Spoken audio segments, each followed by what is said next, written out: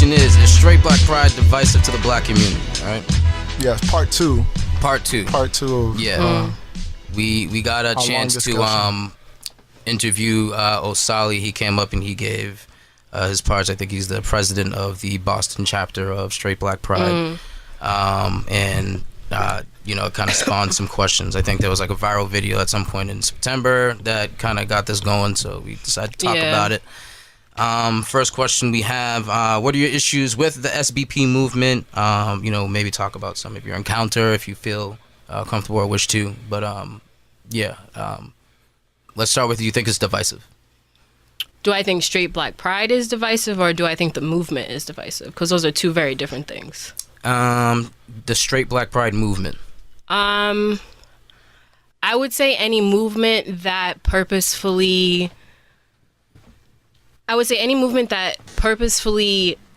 I mean, like, their doctrine is divisive, and they acknowledge that. So I don't think it's really a question of, are they divisive? It's a question of, do they even care about being divisive? Because according to, you know, their theories and what they believe in, I'm not a black person. What you mean? Like, well, as part of the article that I wrote, I had to do research, obviously, because I want to be well informed of what I'm writing about. So I watched a documentary that was done on the straight black pride movement by the movement as well. And in it, one of their major leaders, who I guess there's been some controversy surrounding inside the movement itself, saying, I'll have to pull up the exact quote. Was it Irritated Genie? Yeah. Yeah. Okay. He was saying that basically it's impossible for any person who is African or of African descent to be born gay or homosexual. That genetically is not possible. So I guess that makes me, you know, I'm not... Right. He kind of excluded you from that. Yeah, so basically that's the conversation, right? Is that I don't have a problem with...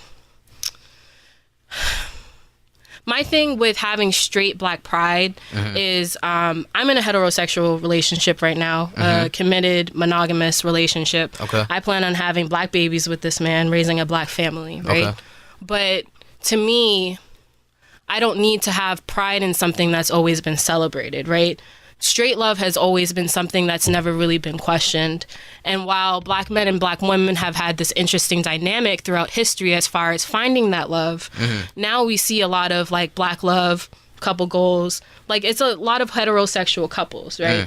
You've probably never been made fun of or bullied because you were straight. Right. Or because of your sexuality, right? Yeah, no, straight's always been like the default. Right. So yeah, it's been the default of society as a whole. So when we have a conversation about straight black pride, it comes to question, well, why do you feel the need to have the straight in there? And that's the question, and that's where it becomes divisive, right? Because it's, well, you have to be straight and you have to be proud in order to be a part of this movement. And if you're not straight and you're not black and you're not proud, then you can't participate. So that's divisive right there. I see. Now, you came back actually with, is the movement divisive or straight black pride divisive? Now, what if I ask you about straight black pride? I kind of touched on that, but let me get more into that. Like, I think somebody should always have pride in themselves, right? But it's like, to me, it's like, why do you need to have pride in something that, like, like heterosexual love is always celebrated? Like, like, it's cool that you're proud that you're straight, but why do you have to create this entire movement that's surrounded by it? You know what I mean? As far as, like, when we say black pride, right? Why are we saying black pride? Because we need to have pride in our blackness, because it's not celebrated in everyday society. You know what I mean? We're oppressed. We're disenfranchised. That's why we have to say black pride. When people say white pride, what does that mean? Their pride is based on their ability to essentially oppress others. And so I don't know if you guys believe that we live in a patriarchal society, but I do. So to me, it just isn't really, it seems kind of redundant, because straight black love, homosexual black love, isn't it just all black love if that's what we're looking for? I feel you. Right? Yeah. No, I feel you. That's my point of view. That makes sense. So your personal doctrine for yourself and your sexuality, dope. Like, you do you. You do you. And I'll do me. You know what I'm saying? And that's it. And I can still have love for you as my brother or as my sister, as long as you can respect my truth. Right. And that's the only requirement. I rock with that. To have an inclusive movement, I feel. I rock with that. G, yeah, anything to add? All right. I kind of disagree with you, but I agree with the second part. Not like, all right. I don't believe that heterosexual black families are promoted in this society. I didn't say black families though. I said like couples relationships. Yeah, but I think their movement is like pushing like at the actual like black family, like a husband, wife, and children, right? And so The nuclear the traditional family. nuclear family, right? That's what they're pushing. And you know, I watch TV. I have conversations about, you know, the current state of black people with my students, with my friends, my family, and I don't believe that it's actually glorified or promoted in our communities, especially if over 70% of our households are run by black women, single parent households. I don't see how not promoting it doesn't make sense to you, you know? Well, I didn't say that. I didn't say that not promoting heterosexual love doesn't make sense to me. Like, I love seeing that. You just have a problem with the term straight. I have the problem with people who feel like they have to define their blackness by their sexuality. And that's what straight black pride is. My blackness is not defined by my sexuality. Whether I'm homosexual or heterosexual, I'm black. Well, I think that's what we all agree. Gonna say. That's my community. Those are my people. So regardless of your sexuality, if someone comes for you, I'm coming for them. Point blank, period. Yeah. We all agree on sense. that front. I'm just saying that I do believe that it is important to actually have a movement that is, you know, encouraging young black men to love and honor black women, you know, and because maybe it's because I work with young men. So I see that brothers aren't necessarily respecting sisters. And because of that, you know, a lot of sisters are stressed out. A lot of sisters are like, yo, fuck it. I'm just going to embrace feminism, or, you know, some even flirt with... Feminism is a white woman's movement, just saying that. We agree again. Yes. You know what I'm saying? But a lot of these sisters are angry and frustrated at black men. But if we have a movement that encourages black men, you know what? Love and cherish sisters. I think sisters will be like, okay, well, these guys aren't that bad after all. You see what I'm saying? No, I agree with you. Because we live in a world where, like, you know, one of the top, like, black movies is, like, Color Purple. And that movie was, to me, anti-black men. It just showed how shitty black men were, and a lot of sisters embraced that movie. You know, so now we have this whole black men ain't shit mentality going around. And to me, that isn't right, you know. So I see issues with brothers that, you know, especially when you go on YouTube, brothers are shitting on sisters, sisters are shitting on brothers. I would love for that movement, the Straight Black Pride movement, to be a movement where it doesn't attack or have, I guess, homophobic tendencies, and just say, you know what, let's promote these type of families. But I guess, like, you know, I have issues with Irritated Genie as well, but I understand what he's trying to do, and so I give him a pass for certain things. You know, like, none of these leaders are perfect, right? So it's like the stuff that he talks about with, like, you know, pedophilia in our community and stuff like that, I agree with him. You know, the things where he talks about promoting, like, you know, like black men with black women, obviously I agree. I'm married, I have a black wife, I have a black son. So I agree with that.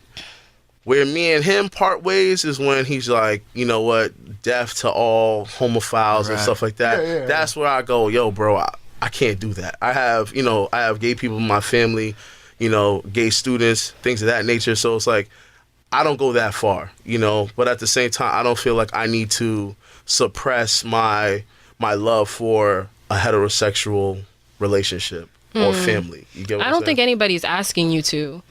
I think that's really the point, is no one's asking you to suppress your heterosexual relationship. Just like I'm very comfortable in my now heterosexual relationship with the person I'm with. I'm very happy. But I also realize like that's my relationship and I'm secure in my relationship. So whatever relationship somebody else is having, whether it's a black woman with a black woman, black man with a black man, that's their relationship. That doesn't really affect me and my family. As far as the pedophilia in the black community, I still don't get how that's connected to the LGBTQ issue. Well, I guess the assumption that is being made is that the onset of alternative lifestyles, we'll say, is brought on by trauma. And there's a cycle of trauma where one person, and there has to be more research on this, but because we are in a state where people are automatically labeled homophobic for questioning sexuality, or it makes it very difficult to be able to ask those real questions about, is homosexuality a part of black culture? Some writers have said yes, and other writers have said no. Like Mawalimu Barudi is one writer who says that homosexuality has not existed in African antiquity, and that a lot of claims that it is actually Europeans rewriting our history. So there are black scholars who would disagree with him, but I think where Irritated Genie, where he was coming from, and I kind of, me myself, I feel like I'm a heteronormative person. I don't really promote any other lifestyle, but I can understand like other people gonna live how they live. But in our community, I think that piece of the onset of trauma, if sexuality has to do with how the onset of trauma is playing out in our community, it should be looked at. So that's basically where I feel like he comes with it. Now where he is extreme, obviously, is like advocating violence, but he actually had a So you're okay with the division? Let me take out the word division. You're okay with them separating themselves? I'm not okay with this one. I'm okay with. I'm okay with him promoting black families, and because here's what I said this. I'm gonna say this: if you're not using in vitro fertilization and like modern techniques to have families, the only way to naturally have a family is for a man and a woman to have intercourse and then have offspring. So, but those two people don't have to be heterosexual people. Exactly. Is the thing. Well, I'm they queer. do to have sex with each other. No, you don't have to be. I'm queer. I have sex with my man all the time. But in 3 years, I may decide, I want to eat some pussy, so I will. But I'm still very able to produce black children. True. So it doesn't always have to be a heterosexual couple. Heterosexual sperm and heterosexual eggs don't make a child. It's sperm and egg. True, but yo, she's right, bro. Really. All right, but this is why I said, in natural means, you still have to have heterosexual sex for it to procreate. Right, or you could be having an orgy, like. I mean, even if you're having an orgy, it's he could be hitting his chick while somebody's hitting him from behind. Whatever the process was the sperm hit the egg. Possible. So, you know what I mean? I mean, we can talk about a lot of different lifestyles. A lot of people live differently, but I feel like for black culture, we should live to how our ancestors lived. So listen. So before we go too far into it, let me ask this question: do you think Irritated Genie's affiliation is what kind of tarnished the straight black pride movement, or do you think that name itself did it, or I don't know. I mean, based on their doctrine, like just what they believe in, and what their movement's based on, I don't fuck with it. Whether or not Irritated Genie is affiliated or not. Do I think that he's done us a service and saying all the extra ignorant shit that he's saying and like further dividing his movement? Like, all props to him. I don't care. Right. You do you, boo boo. Divided his own movement. That's really it. Which he did, and you know, he's pissed off a lot of people, like some Muslims, like just a lot of people. And then you know, he got banned from a country. Yeah, he got banned from the Bahamas. Which to me tells me he's the real deal, because I'm like, you get banned by some white people for saying some pro-black shit. I don't know. I remember at a time Capleton was banned from the UK, so I mean it happens. Yeah, I mean like Hitler was also banned from a lot of places for like giving speeches on hateful doctrines. So I'm just saying, like we have to really look at the fact that like, is what he's saying pro-black? Is it pro-black? Right. If it's excluding a huge part of our community, is it pro-black? I'm with you. I'm gonna say yes. How? I could kind of explain, because like I had the same thoughts going into that episode with that brother. Yep. But from their perspective, they're not trying to unify with other black movements if it doesn't align with their, I guess, mission, right? And because of that, I was like, you know what? I respect it, you know, because there's a lot of black movements that I don't rock with, you know, that have unique views on religion, how they treat women, how they treat children, how they view politics. There's several different organizations that don't mix with other organizations. I feel like with them in particular, the only reason why it's so glorified is because the media is really like, I guess, acknowledging the black LGBT community. And so I guess they're the ones that's being crucified. But a lot of these religious groups also believe in straight black pride. But all of them. Like, to be honest with you, if it really crucifixion, like if you have you want to say overrepresentation in the media, right? I see more like alternative lifestyles now when I turn on TV than I see just like regular. You don't see Cliff Huxtable type family anymore. You do. It's like, I mean, you might. You do. There's I can name maybe Anthony one show. Blackish, maybe. But what else? What other show? Like I can name a whole bunch of black shows where there's a lesbian couple or there's a gay character. But or there's almost always also a heterosexual couple though too. Probably as a main focus, right? Well, sometimes not. And we also have to look at the total of black shows in general, because they're not very representative. I mean, a lot of the black shows are. Shows, like I don't know them. They you know, they're not really promoting like relationships with black people. They're promoting like single people going out doing. Yeah, so I agree with Fu on this. It's kind of like it's kind of like, yo, what other show other than Blackish? Like it's an indoctrination. There's other shows that show heterosexual couples, but it's not even that. We're talking about heterosexual, healthy black couples. Yeah, there's not a lot of black shows. And that's the difference. I'm not talking about like no Tyler Perry craziness. Like you got a black couple, but they're dysfunctional. But there's not a lot. That's what you see. Like you don't see health. But when do you see homosexual couples glorified in that same way? Oh no, they're glorified. Where? I mean, I can name what's that movie?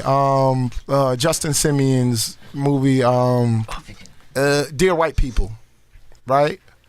One of the main characters who was stood up and who was heroic or who stood up to the white supremacy was a homosexual. And so, but the movie villainized every like strong or like quote unquote strong black male heterosexual character was divisive in that particular movie. Where I talk about like the guy who played the dean, or the pro-black guy who was the girl's boyfriend and then she left him for a white guy. They're like, it's like these little subtle hits at heterosexual men all the time. Yeah, I'm still trying to, but think about this. I can name more shows. Actually have a positive, healthy, heterosexual family. You know what I'm saying?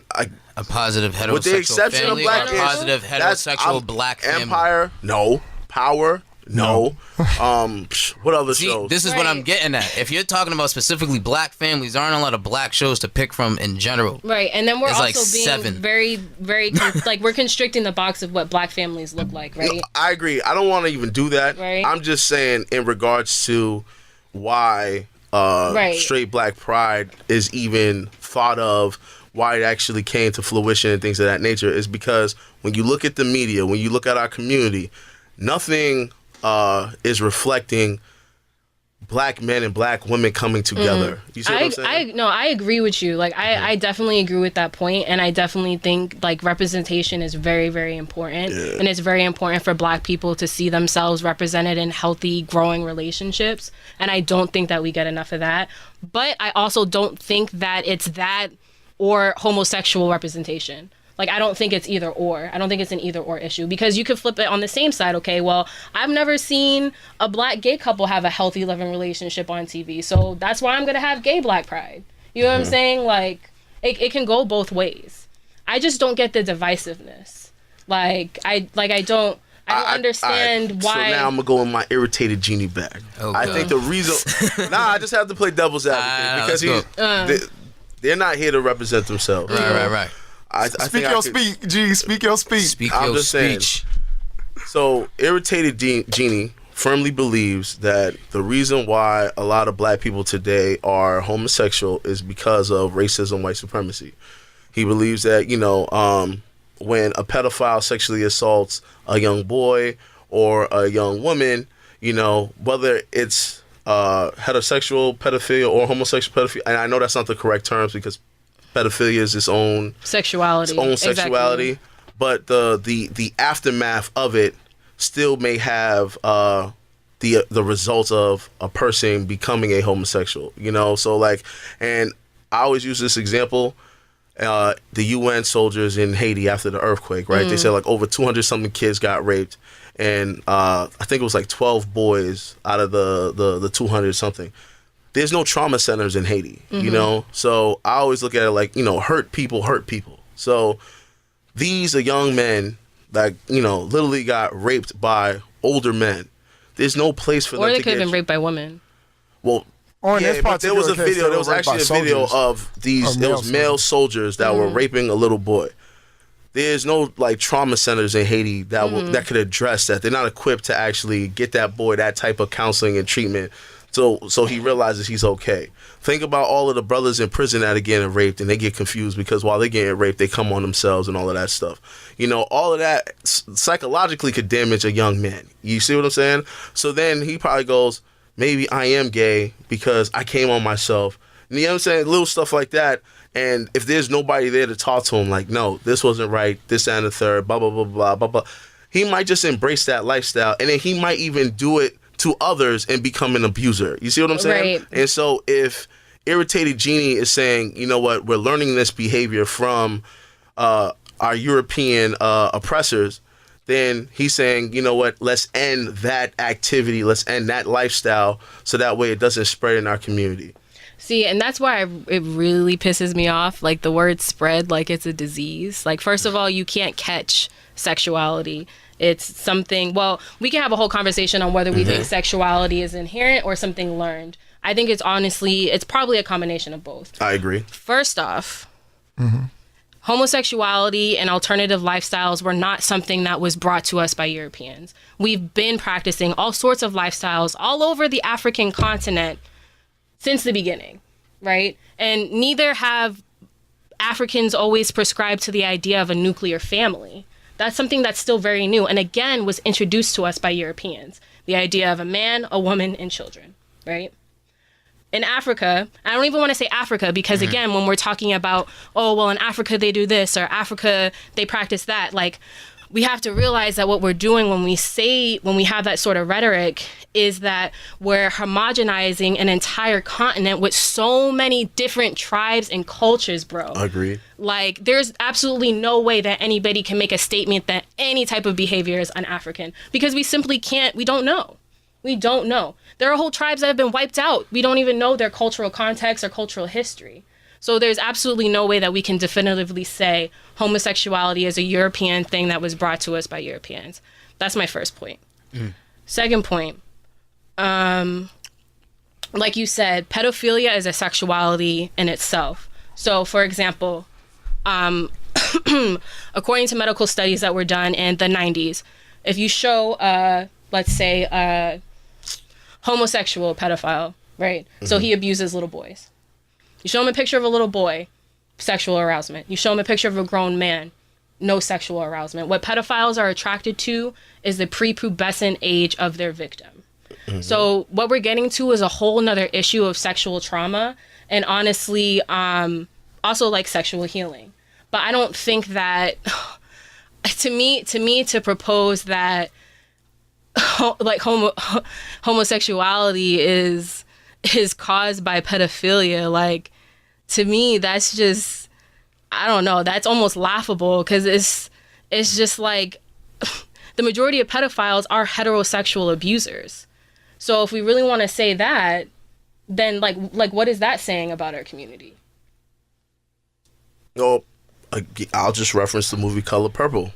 It was like where her father was raping her, then her husband, and then she ended up falling in love with her female friend. Well, actually, correction, it was her sister who was getting raped by the father, and she ran away, and I think she actually married a man in the book.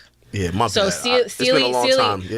Celie, her sister was getting raped, and it was because her sister wasn't actually, it wasn't actually her father's daughter. But not that matters, anyways. But her sister was getting raped. Celie was a sister who had the abusive husband, and then later ended up in a homosexual relationship with Suge. But the trauma that she experienced from her heterosexual relationship, you don't believe pushed her towards a lesbian relationship? No, because I've experienced sexual abuse from men plenty of times, but that hasn't pushed me away from men.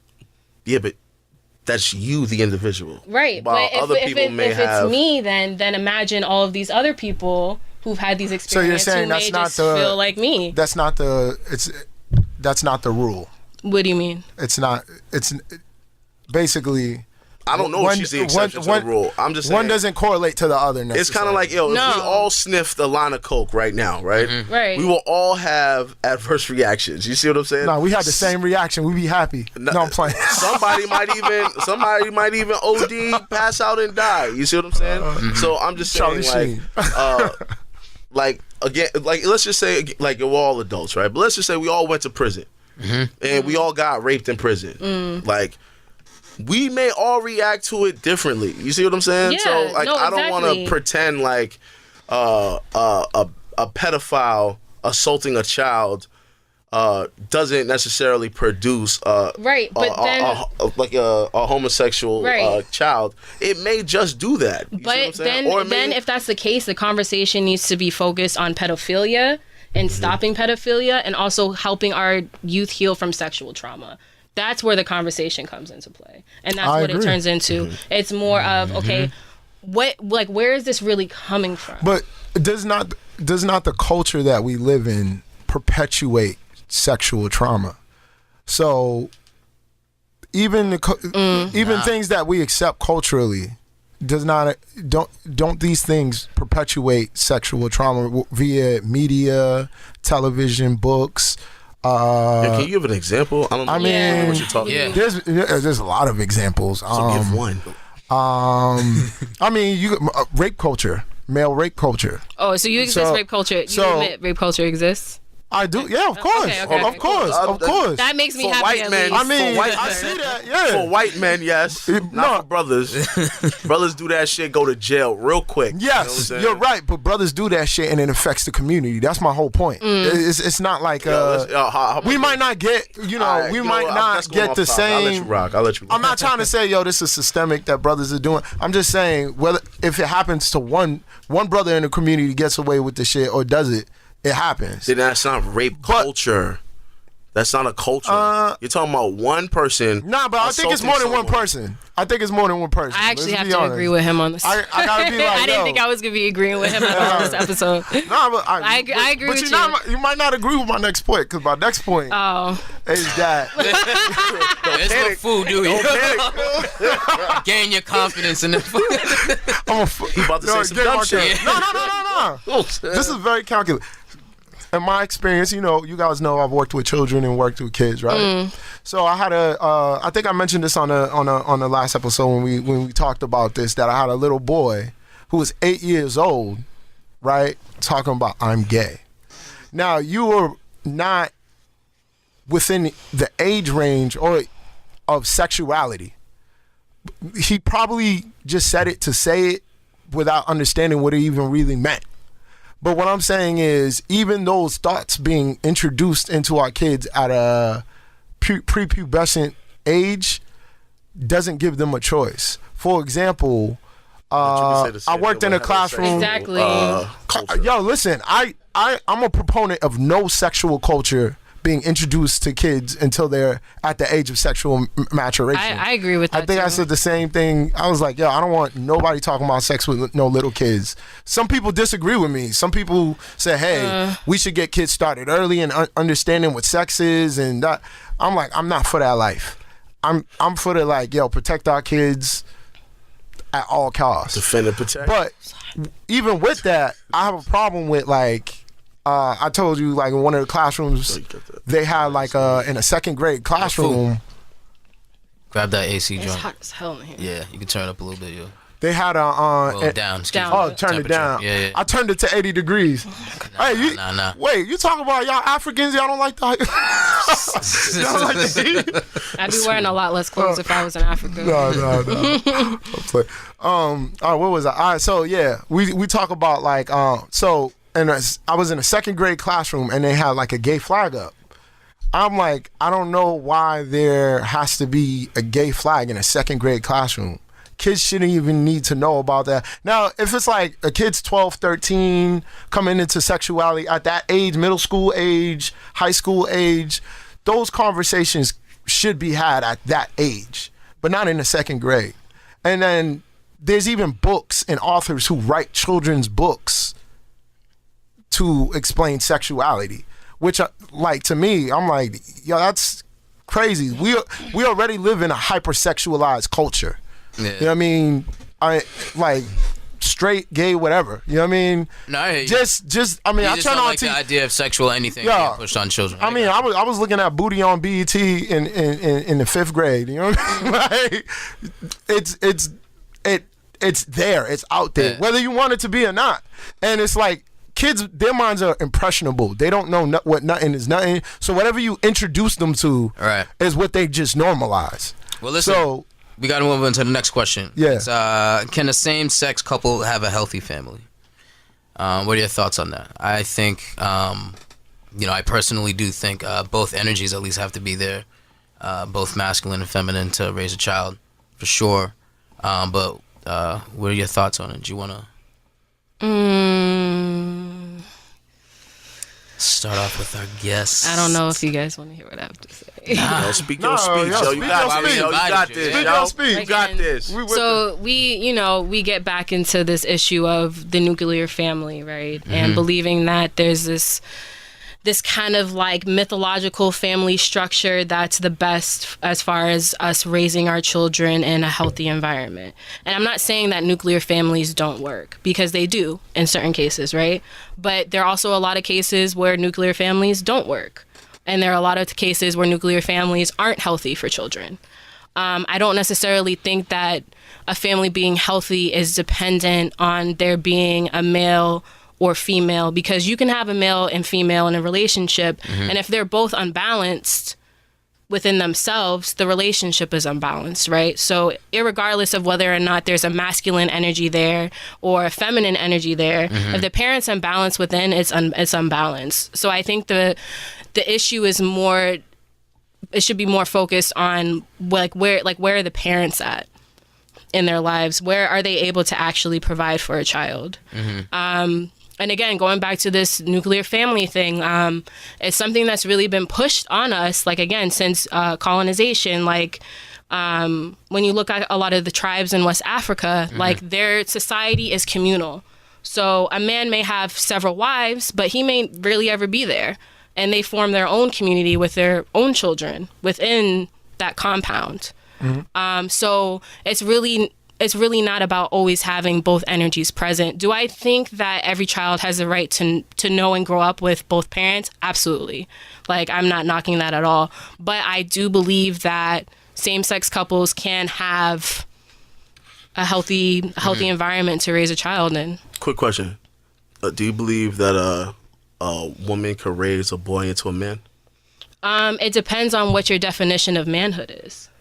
Good answer. Because I don't necessarily agree with our definition of manhood. I don't think that men are allowed to feel enough. I don't think, and I actually don't think that men are allowed to really touch into their feminine side as far as, again, being emotional, crying, feeling things, feeling that connection to feminine energy, because at the end of the day, that's where we all come from, right? True. So I can't really say, is it possible for a woman to raise a boy into a man? I think it's her responsibility to raise him into a good person. And whether that's the same as him being a man, that's not really up for me to decide. But as far as our society right now, I don't really know what manhood is or what it entails. I think it's different for everybody. I respect that answer. Yeah. Sound like something I would say. Man, Fu, you got anything on it or? Oh, but hold on. I do want to answer the question though. Yeah, go for it. Yeah. So can a same-sex couple have a healthy family? Yeah. I would say, yeah, sure. In Boston, I don't know about, the Bible states. And this is why. Right. It's because it's not just, the family that is raising these children. It's the society, right? So, if you live in a progressive town or city or what have you, that is open to like different representation of what a family is or what a family could be, then your children will grow up fine. The parents won't have to deal with harassment at work, in the community, things of that nature. But when you go to past the Mason-Dixon line and all that stuff, you're talking about Bible thumping states and cities. They're not having it. You see what I'm saying? And so your kids are gonna feel alienated. You're gonna probably have a difficult time interacting with your neighbors, things of that nature. And so that's why I'm saying it depends on the culture and the location. Which I guess would lead us to question, should we challenge to change culture where people don't feel accepted being the way that they are? I can see that. Right? Yeah, because I definitely agree with the society kind of raising the kid. It's definitely everyone else around. Well, yeah, there's always a cultural component of many people. Just to go back to the heterosexual relationship thing, I was raised by a single mother, but I very much had a relationship with my father. And he was always present in my life. And I had that energy there for me. So me growing up happy as a kid was not contingent on my mother being in a heterosexual relationship. If my parents were together, I probably would have grown up more scarred, but they were able to co-parent.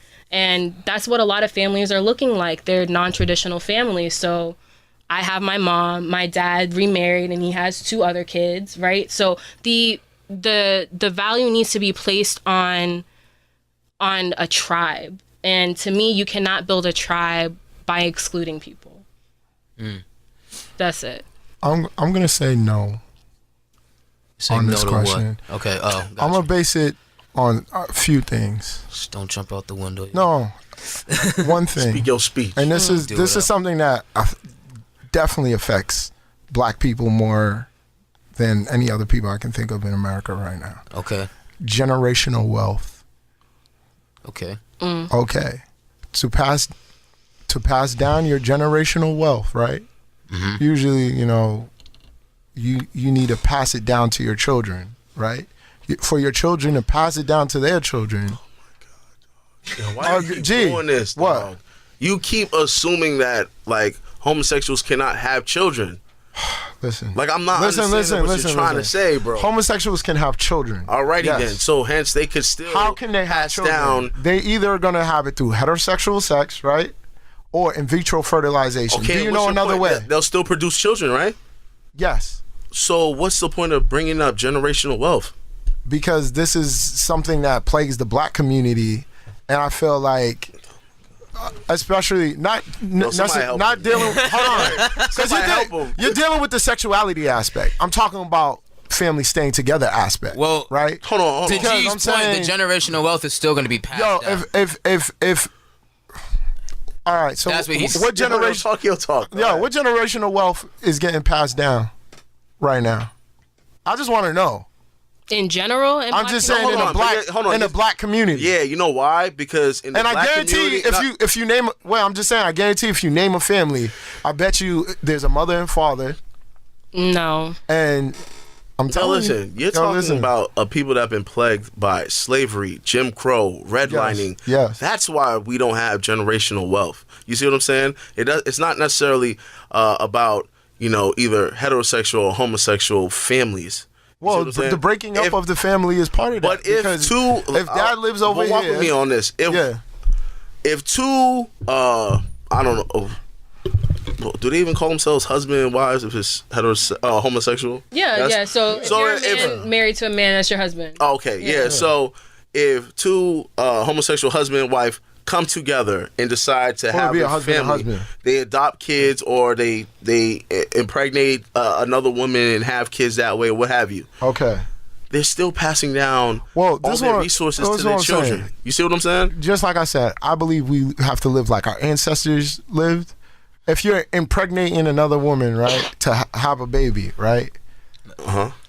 That's not you doing it through natural means. You're not with that woman. You're just using her as a surrogate, right? Natural means? Yeah, natural means. Meaning you're using her as a surrogate you're using her body to build your offspring, right?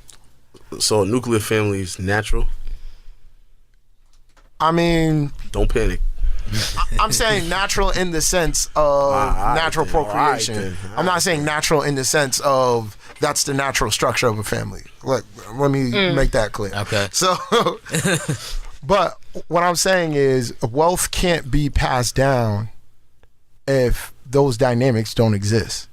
Now, you could easily say, hey, you can have those same dynamics with a woman and a woman, or a man and a man, or even a polyandrous, many women and one man, or many.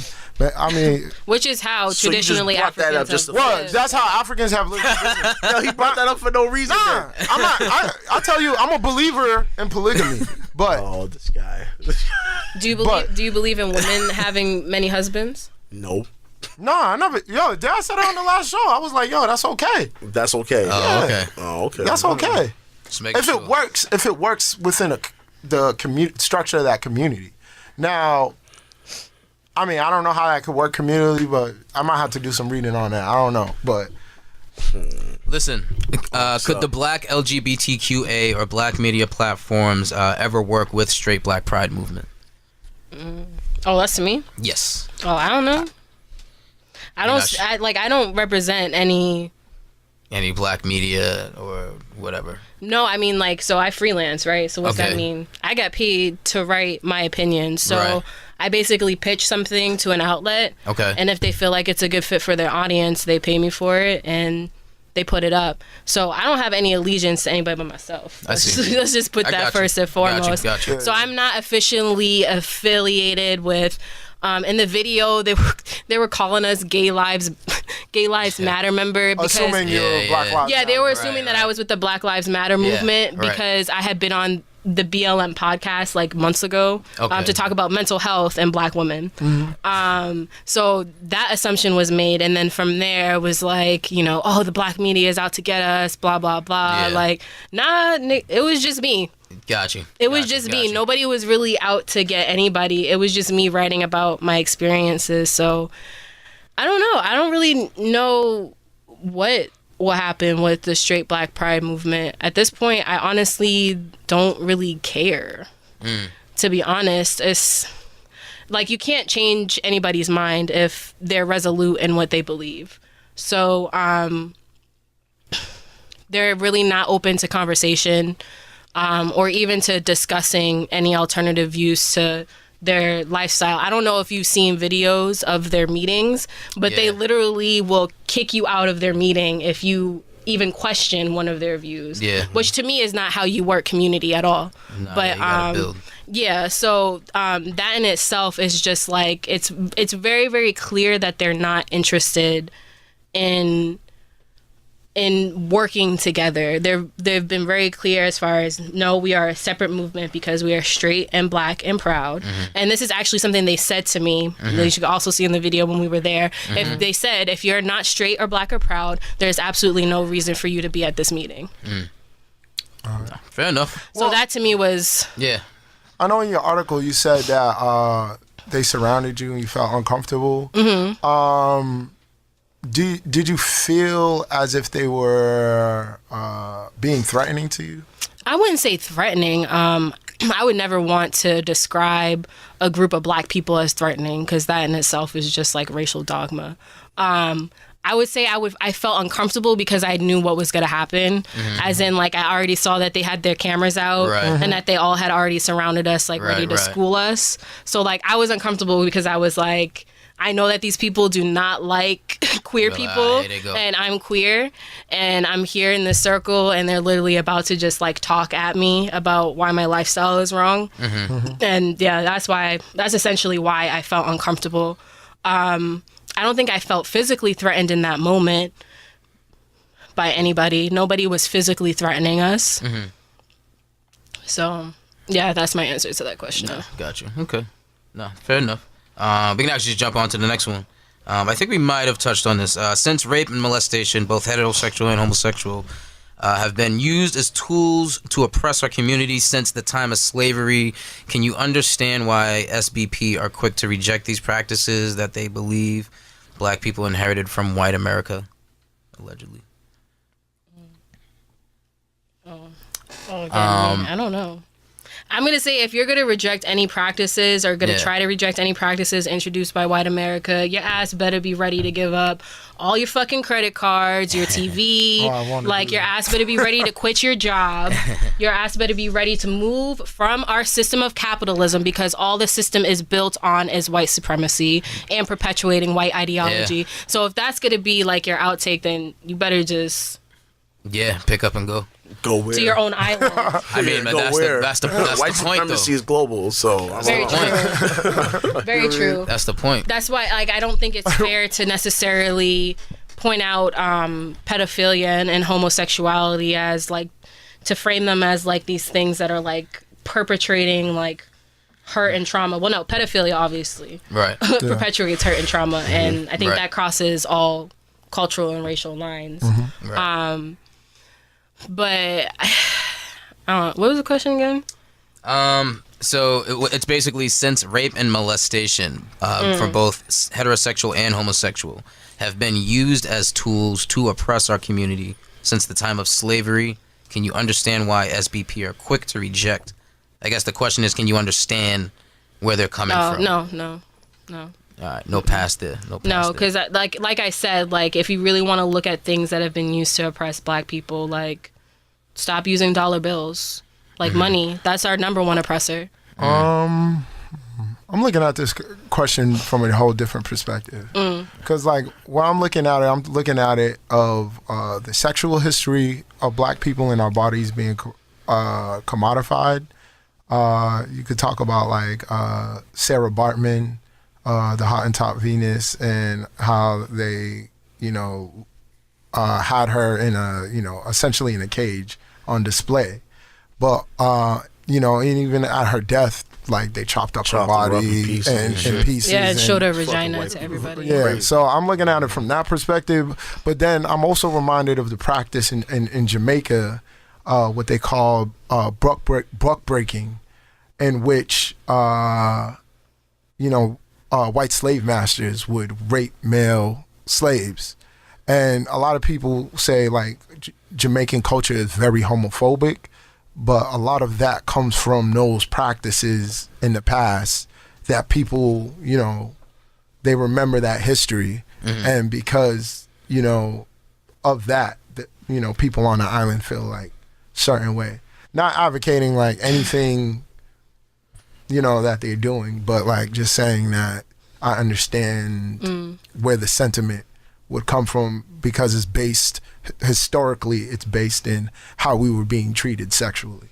Right. So, my question for you, though, would be like, what about all of the black female slaves that were raped by male? It's the same thing. Any type of abuse. But there's been no rise in heterosexual hate or like assault. I think there is. I think the black family, black man and black woman togetherness has always been under attack.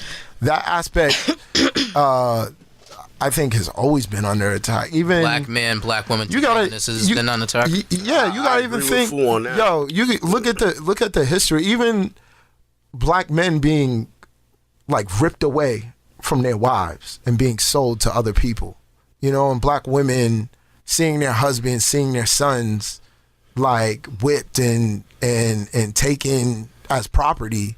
That has a psychologically, it has a great effect on us. And actually, even through that, black families were pretty much intact until, I would say, about the 1970s. So that's when you start seeing the breakup of black families, single black families. And after the Civil Rights Bill was passed by Lyndon Johnson, that's when you start seeing the destruction in the black community going. They were going ham on us. No, you're right. I know some people going to say they like black exploitation, but even those, some of that media, that black exploitation, we was looking at pimps and pimping and hoeing and all this and Superfly, like all that is just working on our brain to be like, I want to be a pimp. Fuck this. You know what I mean?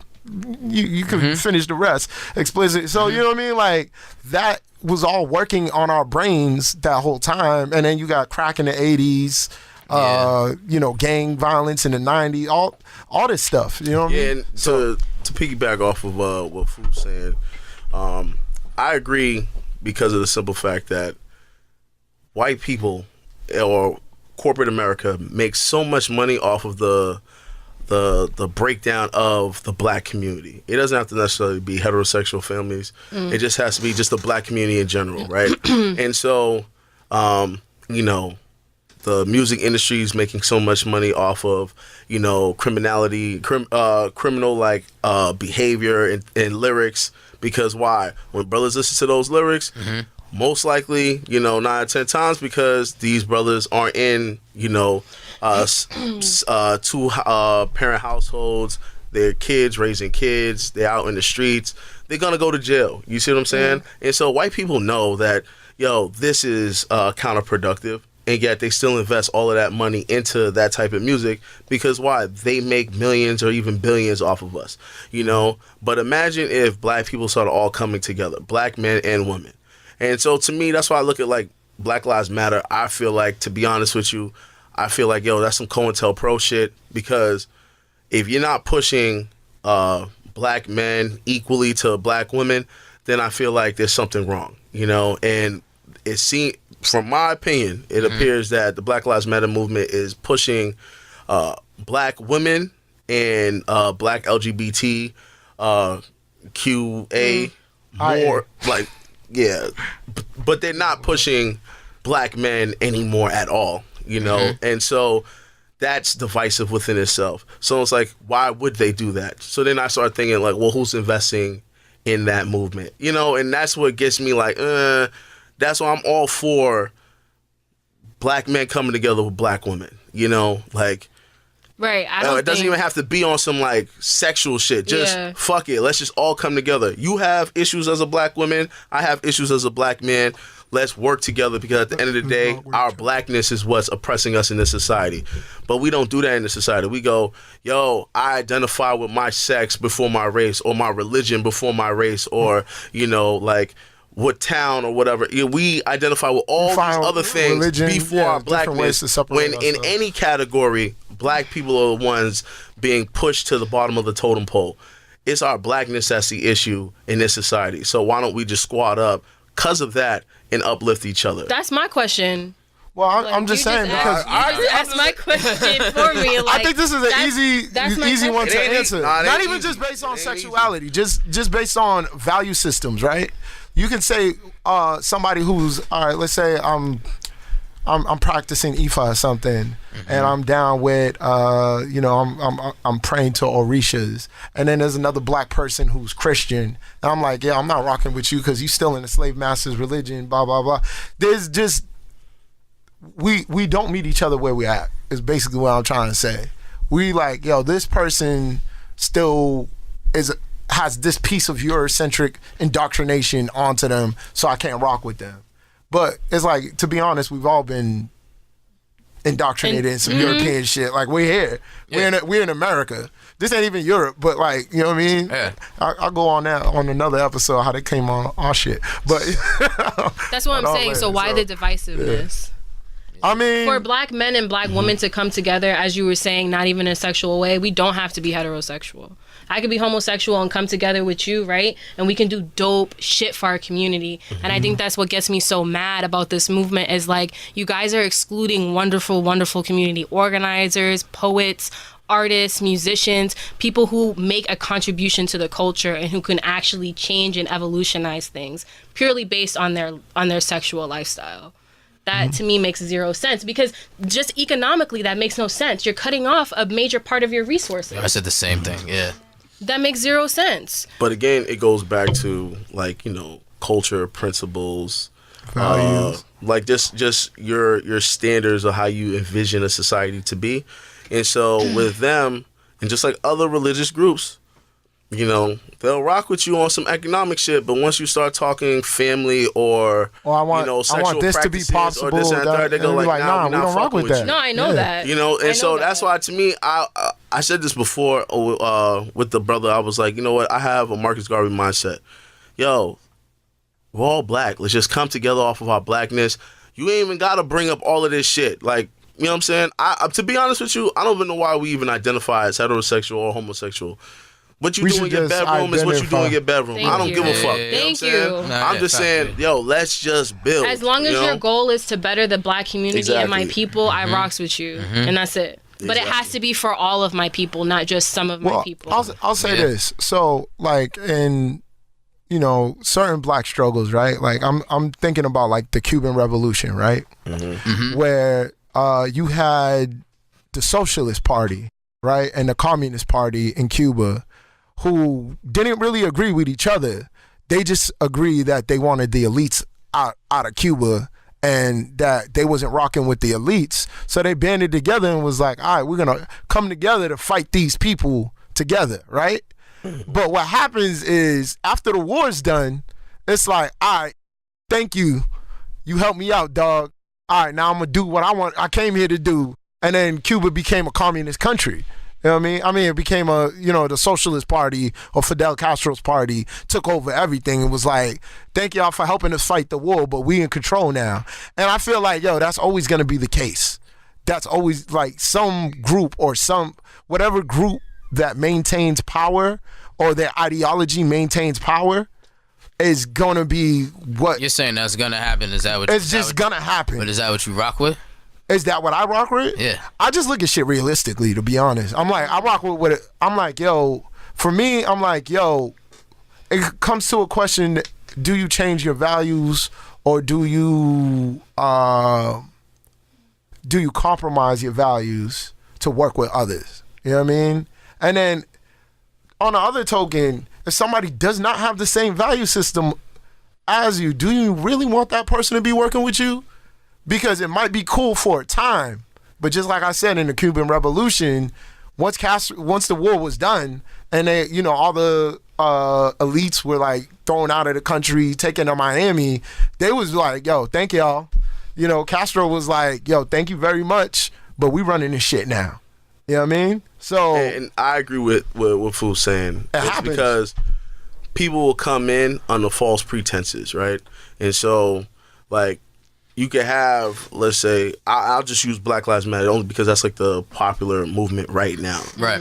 They literally came into many inner cities, right, with the the advertisement of, yo, we're here to advocate for black men losing their lives, right? And so a lot of people in the inner cities went with it, even though there was local community groups that were like, nah, we're not fucking with Black Lives Matter because they're co-opting our shit, this and the third. For the most part, all of us around the U.S. was like, yo, we rocking with Black Lives Matter. And then they fucking did a whole 180 on us and then switched the script. And then you have like Black Lives Matter protests where they're like saying shit like against black men and like black men we're disappointed in y'all, this and the third. And it's just like, yo, what the fuck? You see what I'm saying? So now a movement that could have brought all of us together is being used to divide us again. You see what I'm saying? So then I go, that ain't a movement I want to sign on, you know what I mean, sign off on, because it's like, it's divisive. You see what I'm saying? So it's like, what's the difference between these motherfuckers and a Christian group or a Hebrew group or Islamic group or a straight black pride group or whatever?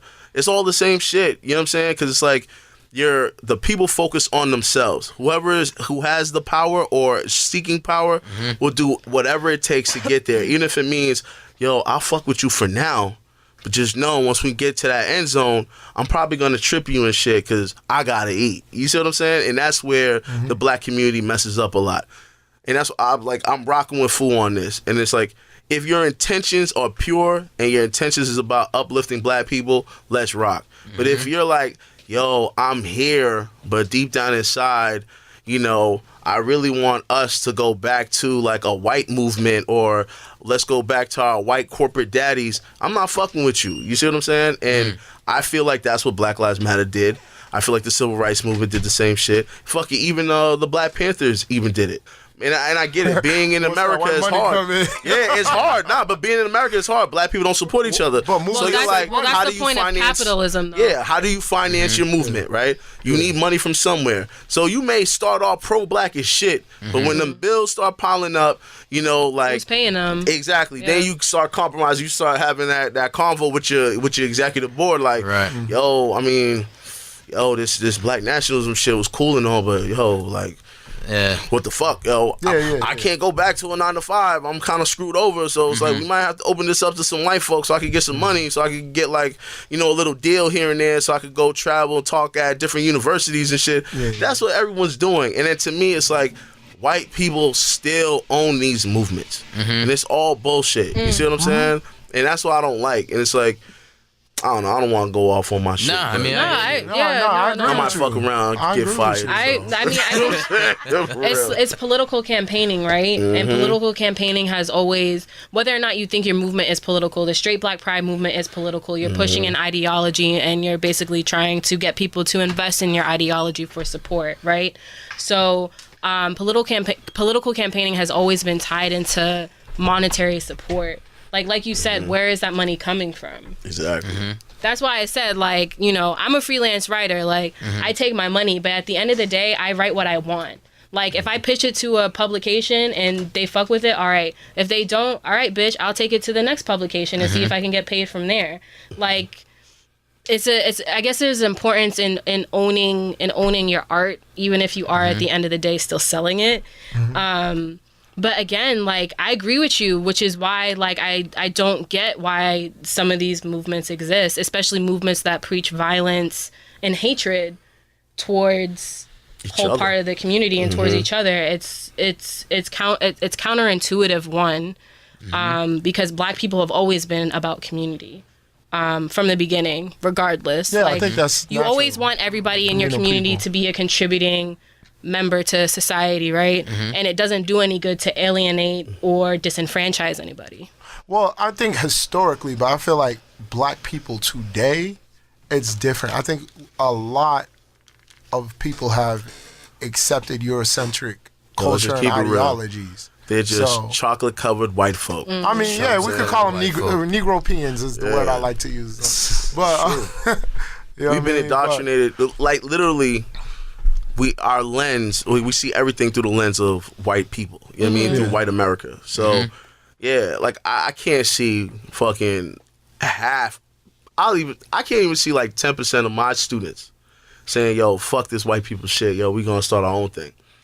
Don't even see it. The vast majority are gonna be like, yo, G, you're bugging. I'm gonna do me. I'm about to go. You know what I'm saying? I'm about to go. I gotta get go this get that. corporate money. I'm about to go get that 6-figure job. Right. I holla. You know. Well, that's like the Cuban Revolution. What he was talking about when basically the whole point was to get rid of capitalism, which is the reason why they threw the elites out of the country, because capitalism always creates this money induced drive in us to get what we need. And that's always going to divide everybody across racial lines and across class lines. Because individual. I agree. Right? Capitalism is problematic. Capitalism is problematic as fuck, and at its core is racist. Absolutely. At its core is racist. You will not be able to escape white supremacy as long as you're living in a capitalistic society. And that's just facts. Because the people at the top are always white. And that's it. Facts. No, I rock with that. Let me move on to this Huey P. Newton quote. Give me a minute. This is the last one, right? Sorry. Is this the last one? Is this the last question? No, I have this, and then I have something else. You on a time constraint? A little bit, but I got you. no, that's cool. I got you. Let me here, I'll run through it. Whatever your personal opinions and your insecurities about homosexuality and the various liberation movements among homosexuals and women, and I speak of the homosexuals and women as oppressed groups, we should try to unite with them in a revolutionary fashion. I say whatever your insecurities are, because as we very well know, sometimes our first instinct is to want to hit a homosexual in the mouth and want a woman to be quiet. We want to hit a homosexual in the mouth because we are afraid that we might be homosexual. And we want to hit the woman or shut her up because we are afraid that she might castrate us, or take the nuts that we might not have to start with. We must gain security in ourselves and therefore have respect and feelings for all oppressed people. This is what Huey P. Newton said. What are your thoughts about the revolutionary Huey P. Newton's views for advocating for homosexuality rights or homosexual rights? I mean, is that an advocation though? Was he actually advocating? Or I think he was actually advocating. That was part of the Black Panther. Yeah, because he's saying you have to annihilate all oppression. You can't just say, you know what, we're fighting just to annihilate the oppression of black people. Yeah. When as a whole. Exactly, when there's segments within the black community that are also oppressed. So he was saying we have to annihilate all of it because racism, white supremacy affects us all. So we have to come together and annihilate it all. But I feel like what you said earlier is a good point to Huey's point. Although his language was a little strong, I feel like when you said earlier, when you said I don't even know what masculinity is, and I always tell my students, we need to redefine black masculinity for ourselves. Right. You see what I'm saying? Because we're looking at masculinity through the lens of Europeans or Americans and things of that nature. But what does it mean to actually be, what is manhood in the black community? Let's us create that definition and let's abide by that. So when you see this, when he's saying we want to punch a homosexual in the mouth, or we want to hit a woman, because they're thinking about it through the lens of, white patriarchy, right? Where patriarchy is all about power and control, and you don't want to give up that power and control because then you feel threatened. If we go, masculinity has nothing to do with the concept of power and control, then you could go, these are just human beings like me. I can help them without feeling like, I'm belittling myself or I'm losing power and things of that nature. Because power should be amongst all the people, as opposed to me, the black man, I run shit, everyone else bow down. You see what I'm saying? So I feel like he's saying, yo, Hotep, shut the fuck up and get your insecurities in check. Why you used to wear a whole type like that, bro? Negro, stop. It is what it is. Please, stop. man. You know why I say but it. I know why I say it. I hate stop. it because, I just hate when black people use Unks up, black nigga. words Whatever. Divisively for other black people. I'm sorry. I'm sorry. It's all gravy. But look, I can move on to this next question, unless you got something to add to that. And then this will be my last one. I mean, I'm not gonna say I agree with the brother totally, but Are you talking about Huey or me? Huey P. Newton. Oh, all right. Yeah, I'm talking about Huey P. Newton. I do understand the gist of what he's saying. Is to move forward, we got to acknowledge everybody and see our people holistically and not segment ourselves off. But as I say, and I'm looking at it like this. The FBI just put out all black identification groups, right, as potential terrorists, right? That's the new policy and mandate, right? That does encompass us all. Like whether you're Moore or Algonquin, whatever, pro-black, Black Lives Matter, it's probably all encompassing, right?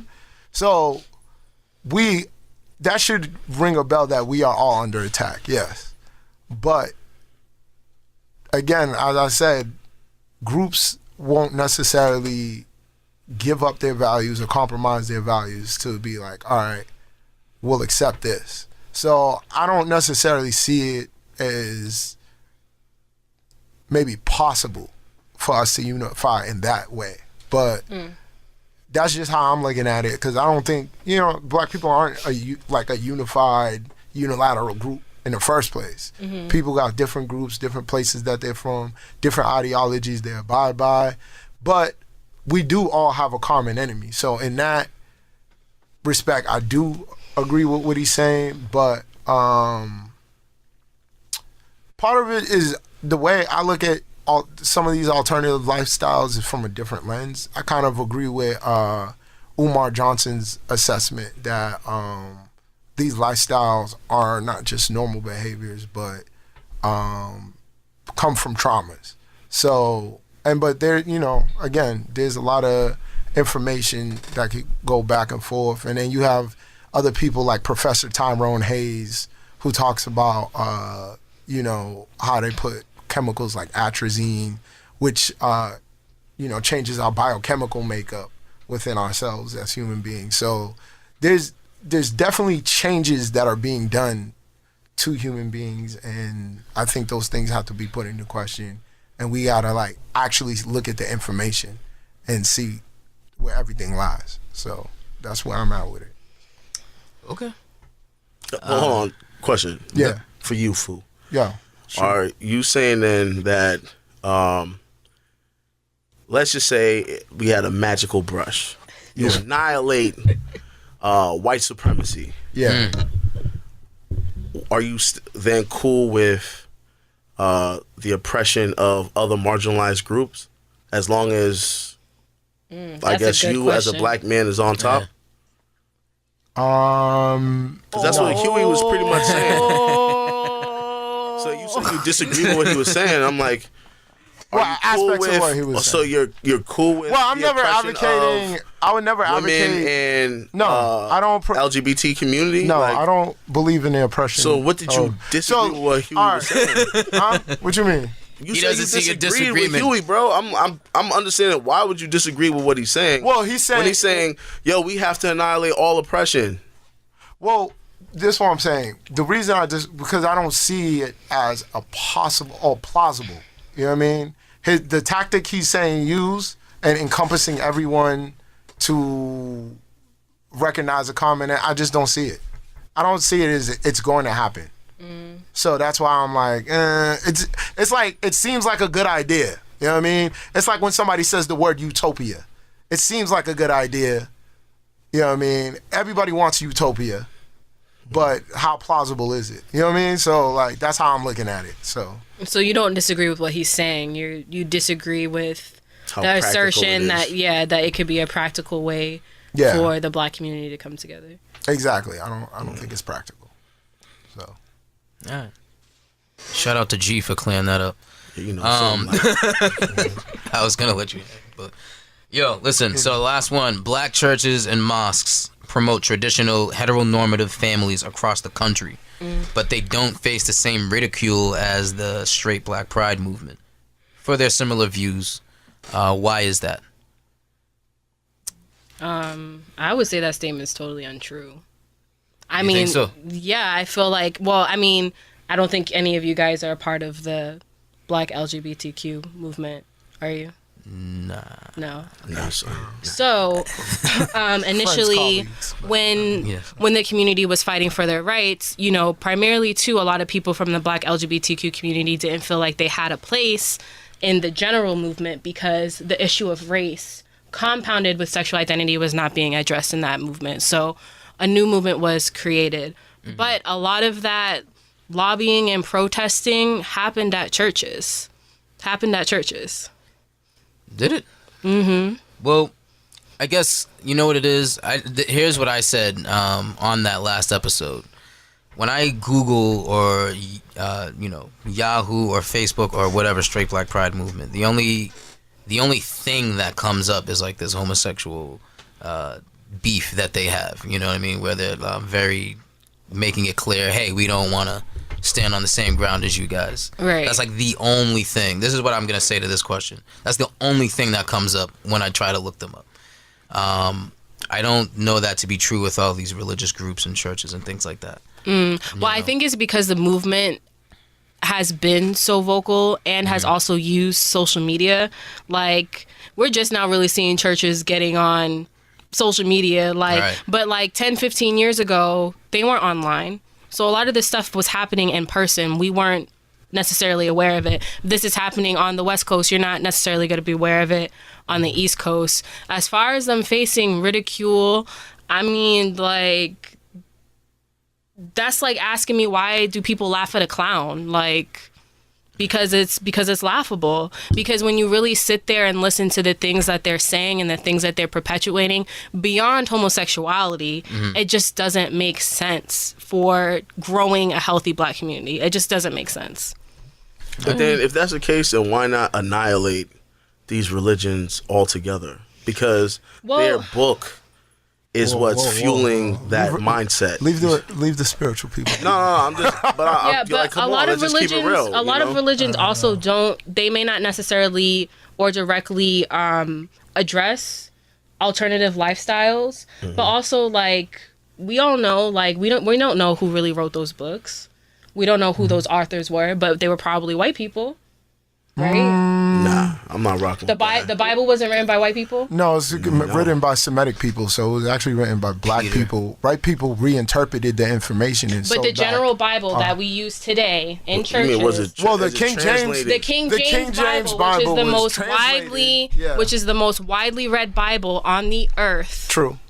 Right? Mm-hmm. So I think everybody has the right to... If you talk to a Hebrew Israelite, they'll say King James was black, but I don't know. This nigga always got. I'm just saying. He could be if he is. I don't think he is. If he is, let me know, because I think history shows that would change the discourse. No, but I'm just pretty much saying, like, the book itself, right? It's homophobic, right? From the Old Testament to the New Testament. True. It's clear as day. Sodom and it's Gomorrah in there. It's like, stories, you know what? This is a sin. It's an abomination. You're not going to enter into the kingdom of heaven if you partake in this type of stuff. Right. So it's like, to me, the straight Black Pride movement is so small in comparison to all of these religious groups, and these religions dominate the Black community. Why not put the energy that a lot of the progressive Black media is putting towards straight Black Pride, towards the actual Bible and Quran that's pushing that's pushing straight Black Pride to think and behave the way that they do. Right. Well, here's the thing. Okay. Well, let's all the energy and attention that the straight Black Pride movement has gotten, like, what energy and attention? They've gotten, like, there's like 6 articles on them in Black media. Bars. Yeah, that's true. They're not. Yeah, honestly, I agree with. I don't think straight Black Pride is actually getting a lot of media, or even a lot of positive media. They're not. I mean, positive or not, right? Yeah. They're not getting media at all. Like, no one is out there like I'm gonna get the straight Black Pride movement. Like, these niggas. Nah, it happened in New York. I remember, like. There was a protest when they try to book space at some it's like a they were refused, and they were refused because the venue got scared because they were receiving a whole bunch of calls from a lot of people saying that we will no longer support this venue if in fact you allow straight black pride in your facility. Right. You know, and so, but to me, I don't see people doing that same type of energy to these churches or these mosques. It's a good thing that you mentioned that, because I do remember what was Farrakhan's march called? The last Million one? Man March? Yeah, that one. Damn, son. Yo, listen, I don't be rocking with that. Slipping on your hotep. Hey, it's not my movement. But the Million Man March, the last one that happened, Farrakhan did come out and say explicitly that he disagrees with the lifestyle of homosexuality and alternative lifestyles. But the way he put it was, well, these are our brothers and sisters, and even though I disagree with our brothers and sisters and how they live, I'm still willing to work with our brothers and sisters because they're black and we're going through the same thing. So I think that that difference in itself is probably a big difference versus a group like Straight Black Pride saying, nah, we're not rocking with you at all. So pretty much what you're saying is, publicly they're saying one thing, behind closed doors. Well, I mean, the thing is this, with religion, homophobic right? shit. You know what I'm saying? But just outwardly, you're like, as long as they don't just say it outwardly, we're cool. I'm about to go into my Hebrew food, right? Yeah, so Hebrew food, right? Shit, man. Right, religiously, sin is a sin, right? So if you disagree, or if you're like, yo, these people are sinners, they're living in a way that is not in accordance to the Bible, the Old Testament, New Testament, whatever, right? So you're doing that, but then you could say the same thing about heterosexual fornication. That would be the same thing in the Bible as a sin. So it's like, you can't like pick and choose and be like, nah, this sin's way worse than this sin. Ones, yeah. You know what I mean? Actually, nah. Nah, you disagree? Yeah. Okay, Hebrew G. I'm just saying, there's certain sins, the punishment for it is death, while others is like atonement and shit like that. Well, I mean, death is death, right? I know death is death. But this that is the means thing. sins hold weight. It's just if you stole an apple versus you fucking killed an elderly woman.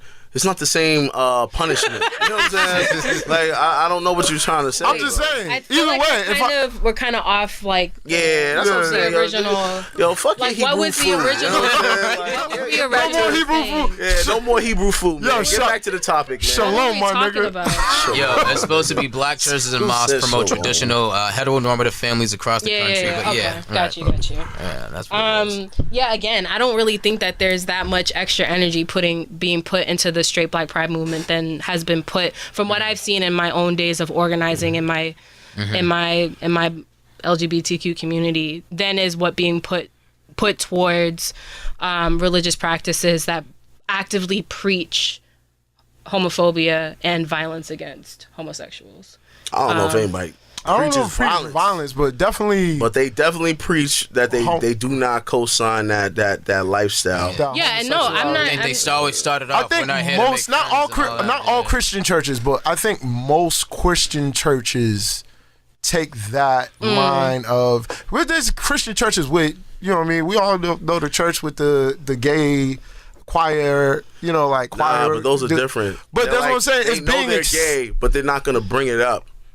That's the difference. Well, that's the thing, but it's accepted within the culture of that church. You know what I mean? But then there are a lot of progressive churches and mosques. But then there's churches like to me, it's like it's a paradox to me. I'm like, why would you even want to be a part? I agree. Of a whole system that says that, like, right? Because I don't be a part of that shit. I don't prescribe to any, and I mean, a lot of people in our community have been ostracized or have been forced out of their religious homes.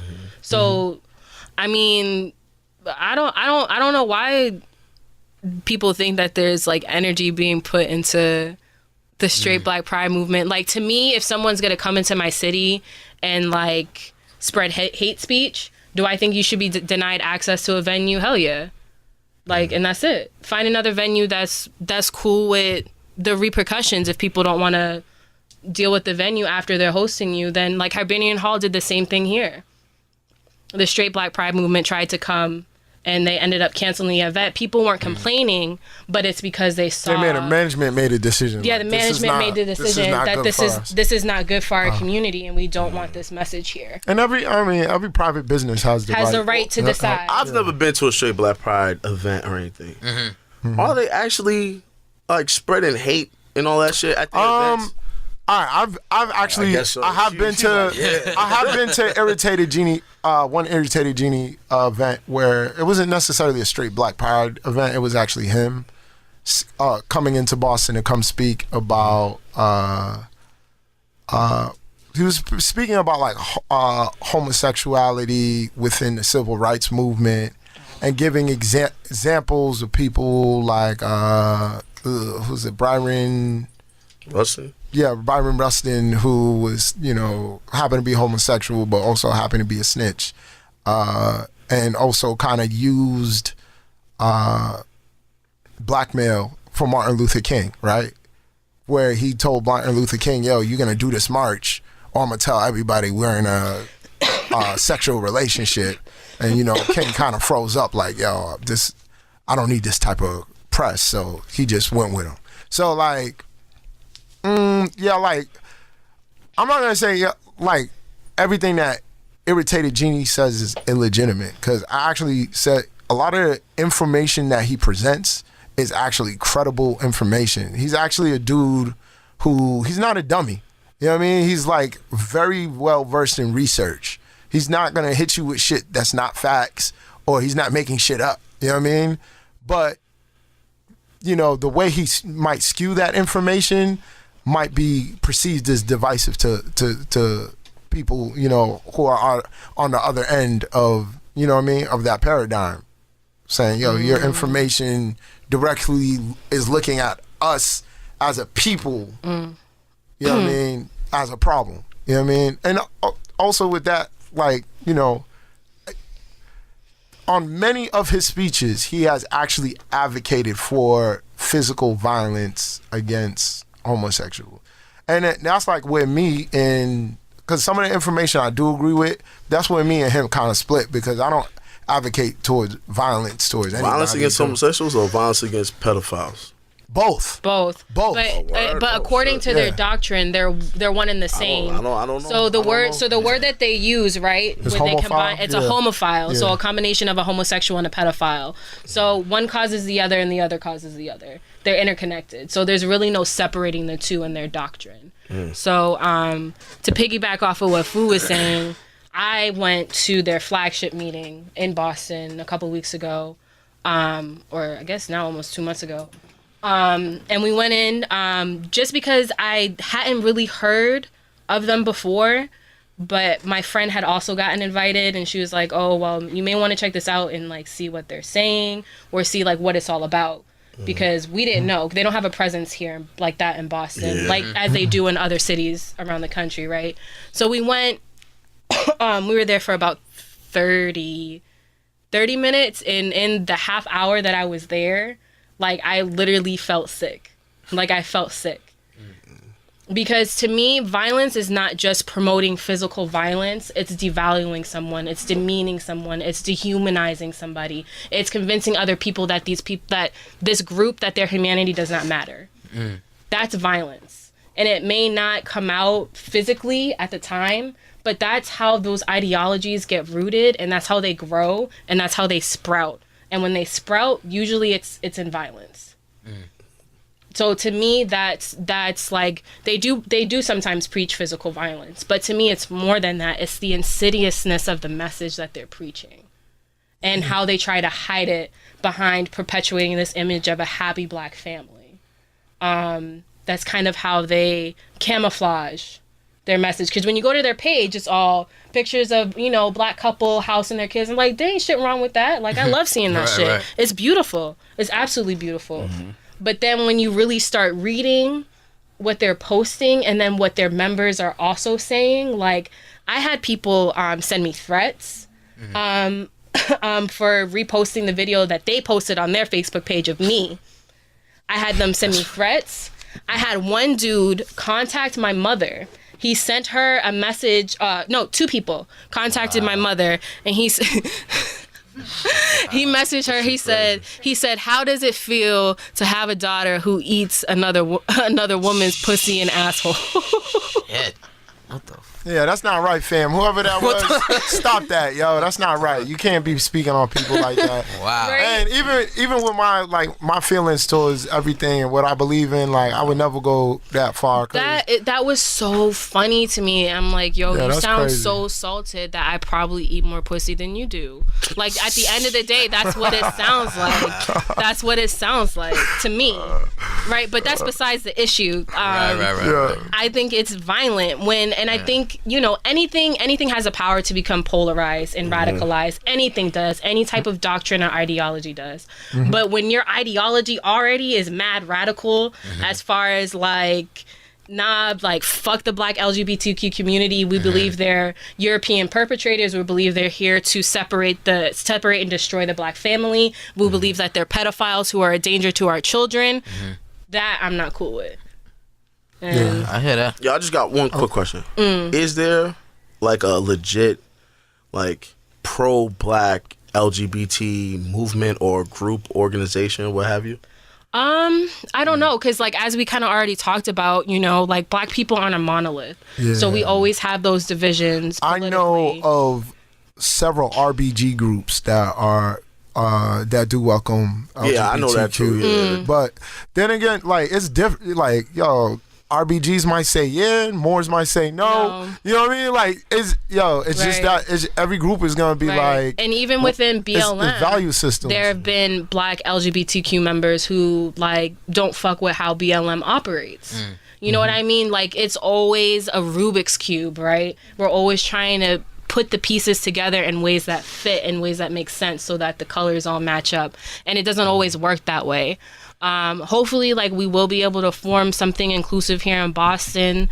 Like a lot of these spaces, and this is the funny thing to me about these niggas in this movement, is that they will preach homophobia all day, but then they'll still sit there and come into our spaces and listen to our poets and listen to our musicians and buy our food and want our money and want us to buy things and support their businesses. They want my queer dollars, right? Right. Yeah. Good point. Yeah. So like, and actually, like, I'm mad petty when that whole thing went down. Some people I saw I had mutual friends with were supporters of that movement, and I'm like, oh, so you have this business, so you don't want us going to your business then, right? If you don't believe that we're black, because then my dollars aren't black dollars going into your black business.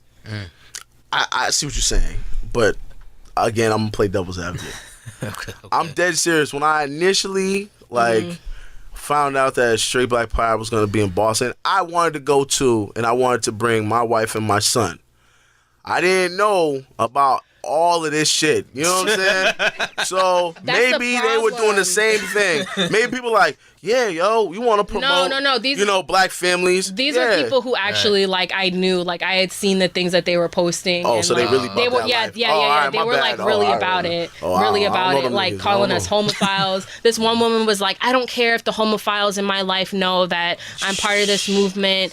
If they have a problem with my views, then they don't have to come to my business. Blah blah blah. I'm like, shut the fuck up, because at the end of the day, you have a business to make money, which means you're probably gonna take money from anybody.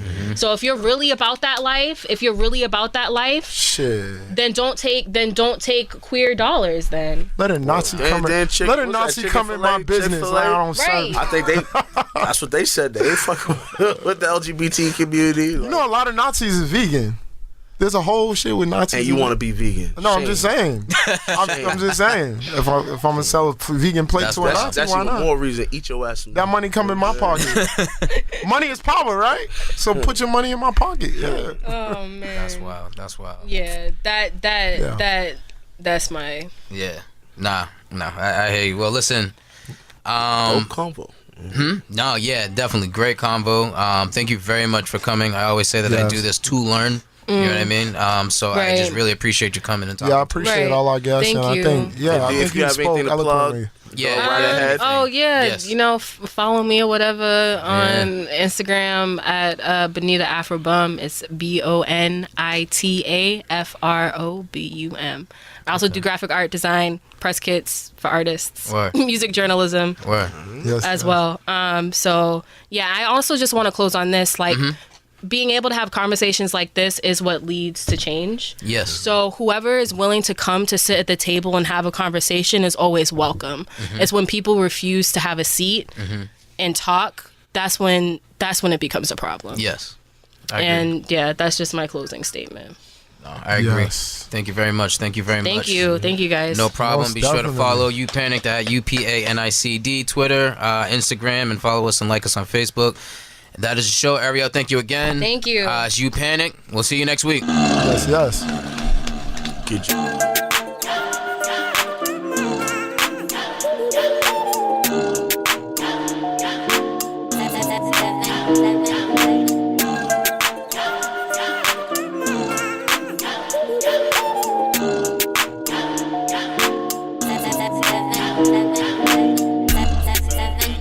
Straight up ballin' out here, all is good with the fam. Put the money in my hand, yeah. Drinks in our hand, yeah. Beaches, white sand, yeah. Brown chick Pam, yeah.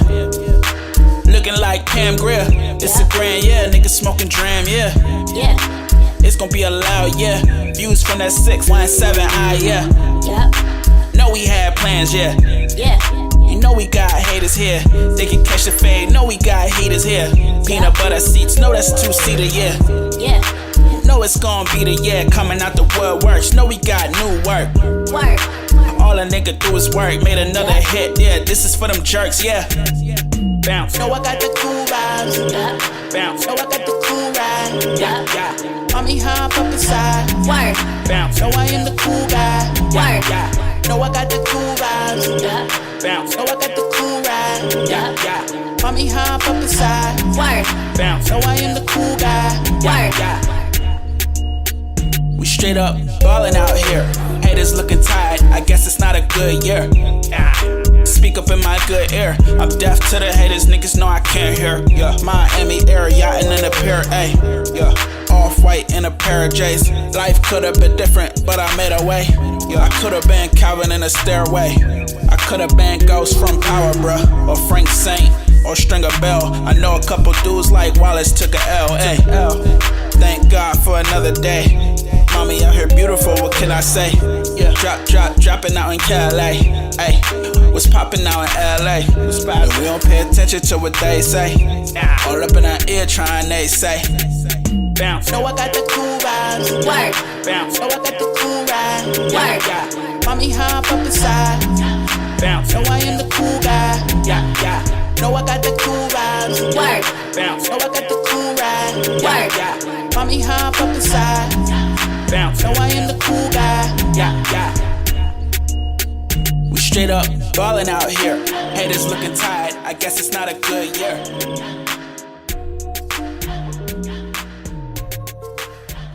Straight up ballin' out here. Haters looking tired. I guess it's not a good year.